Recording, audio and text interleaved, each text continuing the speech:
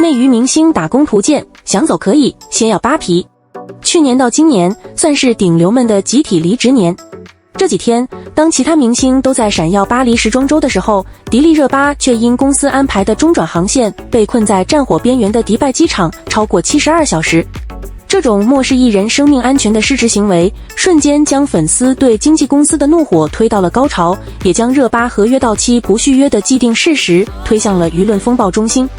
网传迪丽热巴与嘉行的13年经纪合作于2026年2月26日正式结束，双方协商不再续约。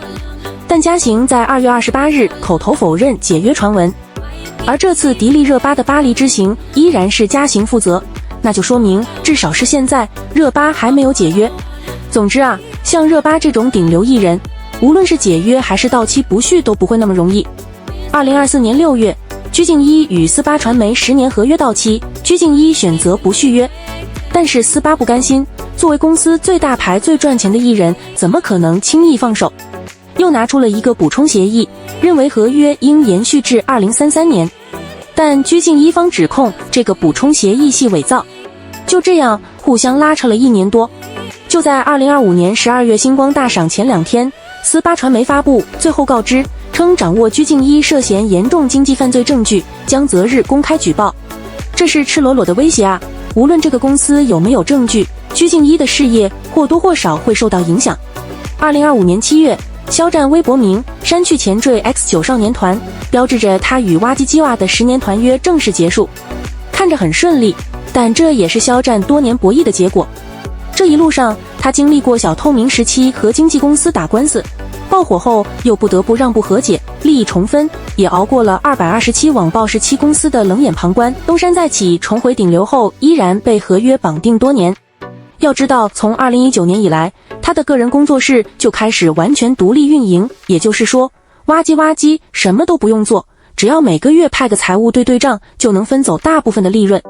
这样的零投入高回报，大概是所有经纪公司羡慕的存在。而8月，赵露思在社媒上手撕经纪公司银河酷娱，时间还要追溯到2023年，赵露思与经纪公司银河酷娱续约，新合约为期6年，将持续至2030年。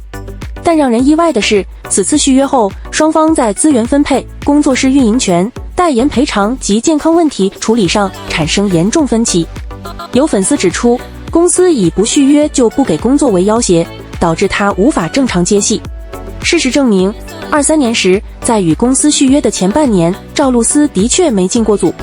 珠联剧宣期间，他还哽咽地提及过这段空白期。进珠联之前，其实我有6-7个月没有拍戏。之后，赵露思在拍摄《恋人》期间突发疾病后，她公开控诉公司在其患重度焦虑和抑郁期间未予支持，反而单方面从其工作室账户划走205万元用于赔偿违约损失，并拒绝归还运营权。双方关系破裂，若强行解约，赵露思或面临高达约4亿元的违约金。也许是摆烂，也许是为了自救，之后赵露思就开始直播，红黑热搜不断。好在她还算幸运。紧接着的9月，许我耀眼开播即大爆，成了去年剧王的存在。最终，赵露思和银河酷娱解约成功，新公司虎鲸娱乐帮其赔付上亿违约金。她在生日会上几度哭崩，让人动容。那娱乐圈的明星，特别是顶级明星，解约甚至合约到期正常离开都这么难，娱乐圈明星的职业路径又是如何呢？这个问题，我们就从内娱打工人的几种形态聊起。首先呢，是初级工作形态，签公司给别人打工。一般新人演员或是练习生都会选择签约经纪公司，因为经纪公司有足够的影视、商务资源，有专业的包装宣传团队，能为艺人提供合理的职业规划。总之，新人要想红，背靠公司比单打独斗更靠谱。而等艺人名气上来之后，公司为了利益的最大化，会为头部艺人们配备单独的专业团队，也就是开设工作室。这一制度最早起源于华裔，本质上依旧是为公司工作，只不过头部艺人比普通艺人拥有更强的议价能力，也能得到更多的资源倾斜。但要享受公司的这些服务，艺人要付出一定的代价，动不动就10年起步的卖身契，还要忍受不对等的分成比例。除此之外，艺人还面临着天价违约金、奶新人、资源分配不均等等问题。随着艺人走红，这些矛盾开始显现，最终大部分艺人都会选择离开。赔本的买卖咱不干，但他们离开的方式却有不同，有选择和平分手、到期不续的，走这条路的艺人最多。除了开头提到的鞠婧祎、肖战，还有欢瑞的刘学义、杨紫、任嘉伦、嘉行的朱旭丹、张彬彬、黄梦莹、唐人的胡冰卿、娜扎、陈瑶、画册的胡一天等等。这些离职艺人当中，大部分都会选择自己开工作室单干，也有一部分会选择从一个坑跳到另一个坑。靠着三生三世素锦出圈的黄梦莹，23年离开嘉行后签约了嘉艺传媒，资源算是好了那么一丢丢，有2部主角戏。而胡一天离开华策，转投罗晋旗下的浩星影业后，资源是一落千丈。陈瑶离开唐人后，加入了罗云熙所在的中视同城，资源呢不好不坏，大部分时候都是在做配，不过事业规划倒是更清晰了。娜扎21年离开唐人，转头就加入了合颂，这几年拍的戏不夸张的讲全是烂剧，还有对簿公堂赔钱走人的。除了前面提到的赵露思，还有一个典型案例，那就是蔡徐坤。15年17岁的蔡徐坤因参加心动亚洲成团出道，签约一海影视，但因得不到发展，所以向公司提出解约。可无奈公司狮子大开口，违约金超级加倍到上亿元，官司一打就是6年。但好在最终以300万成功解约。22年，距离合约到期还有3年的宋威龙同样起诉欢娱，要求提前解约。官司打了1年多，这期间宋威龙工作几乎停摆，但最后还是解约成功。不过要求是以签约的项目要收尾。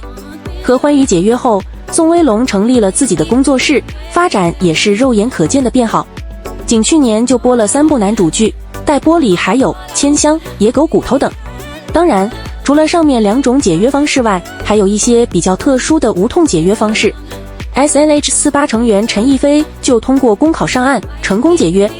签约的刘美涵因合同规定，每年收入低于12万的可以解约，而她恰好很心酸地符合了这条规定，也顺利和公司解了约。有的时候呢，不用解约也能达到一样的效果。2015年，张艺兴考虑到自身的责任和对公司的情谊，他并未像他的几位队友一样走解约这条路，而是跟公司申请在国内成立工作室，独立运营中国事务。让人意想不到的是 ，SM 答应了他诉求。这一点和肖战很像，公司什么都不干，月底分走大部分利润就行。但能做到的人太少了，必须有超强的个人掌控能力和顶流地位。艺人的不断出走，往往会倒逼公司乃新人的步伐。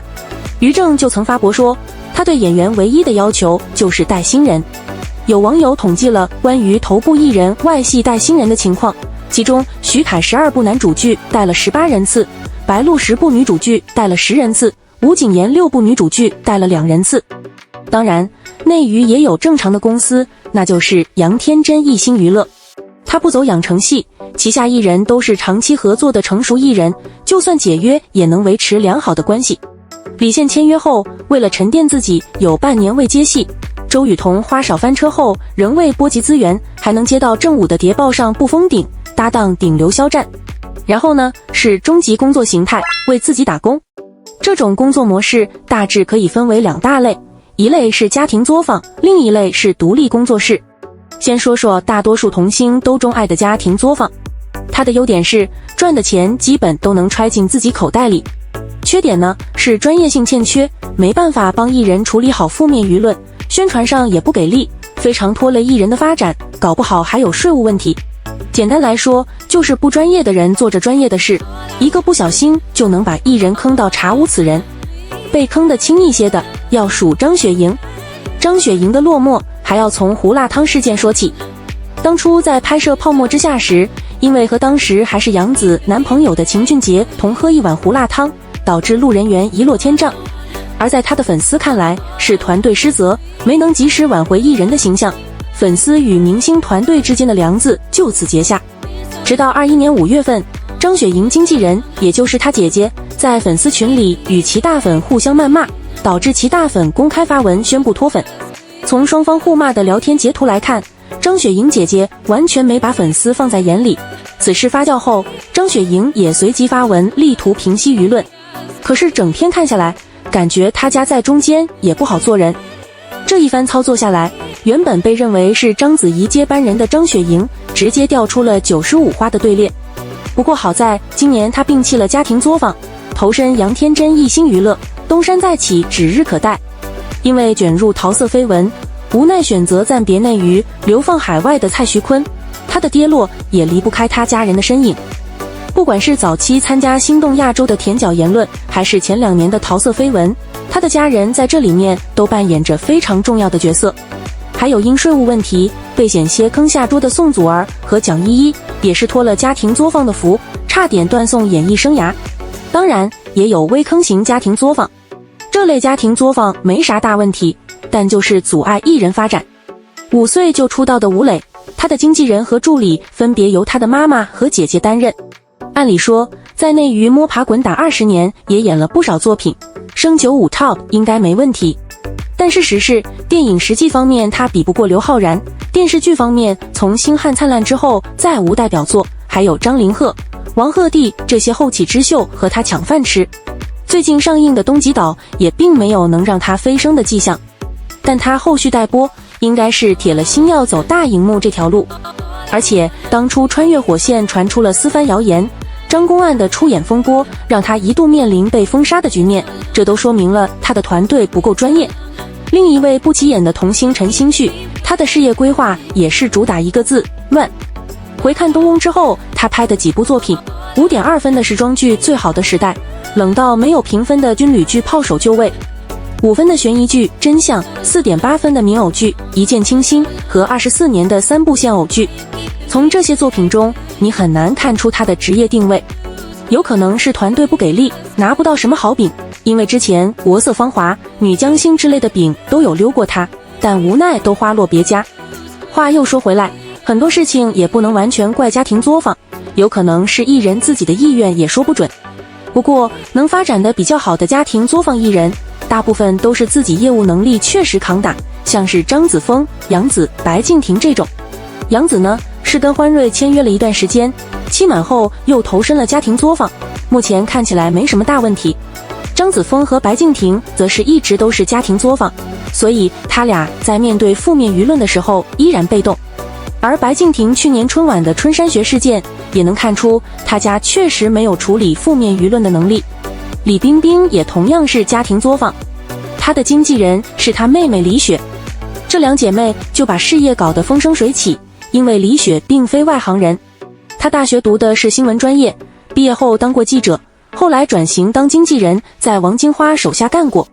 在她主导下，冰冰完成了从内娱演员到国际影星的转变，也成功从艺人摇身一变成了资本。另一类明星工作室是很多头部艺人离职后的首选，除了上面提到的肖战，还有比如刘学义、任嘉伦从欢瑞离职后都成立了个人工作室。这里的工作室和前面提到的经纪公司旗下头部艺人工作室是一样的运营方式，唯一不一样的是，艺人本人就是老板，工作上不与家人绑定，而是选择招专业的人做专业的事，所有工作都围绕老板展开。如果这类工作室再签其他艺人，那么就变成了第3种形态，终极工作形态，成为资本。能走到这一步的艺人得有点实力和商业头脑。大部分艺人成为资本的途径是选择开公司或工作室签新人，典型如杨幂，她在15年就和前经纪人创立了嘉行传媒，并亲自签下了迪丽热巴、张彬彬等艺人。被合伙人架空股权，沦为顶级打工人之后，杨幂选择离开嘉行，和母亲杨春玲、经纪人施瑶创办了天一娱乐。虽然未持有股份，但却拥有对公司的掌控权。目前该公司签约艺人有王佑硕、郑和惠子。唐嫣也在12年就成立了个人工作室，早年间还捧红了陈钰琪。还有陈坤、周迅的东升未来，旗下签了95花张婧仪、李冰冰、李雪创办了合颂传媒，旗下签约艺人有侯明昊、娜扎、周也、徐若涵。靠入股投资成为资本的还有刘诗诗和赵丽颖。刘诗诗和唐人和平分手后，14年入股了海润影业，以15年和吴奇隆开启了夫妻店稻草熊影业。而赵丽颖呢，也早早就开始布局，她在15年入股了老东家海润影业，同年又入股了吴奇隆的稻草熊影业。今年，他和稻草熊影业成立了蓝色沸点影视公司，该公司投资了他主演的《楚乔传》，而这部剧最终为他带来了超1.5亿的分成。19年，他以合伙人的身份短暂加入合颂传媒，22年首次以监制的身份操盘作品《与凤行》。没有从演员转做幕后的张芷溪，转做幕后之后成立了奔兔影业，专注于影视项目的开发，手握多个小说版权，包括但不限于《行纸碗》、《一朵花开百花杀》、《逃嫁新娘》等等。目前他购买的 IP 当中已经成功影视化了3部，而网友也亲切地称他为内娱 IP 富姐。张萌成为亚克传媒老板娘以后，深度参与了公司旗下的项目，以制片人的身份操盘了《白发》《冰湖重生》等影视剧。从内娱底层打工人到话事人这一路，但凡要是走错一步，都能让艺人分分钟出局。所以还是建议艺人们做任何决定都要三思而后行。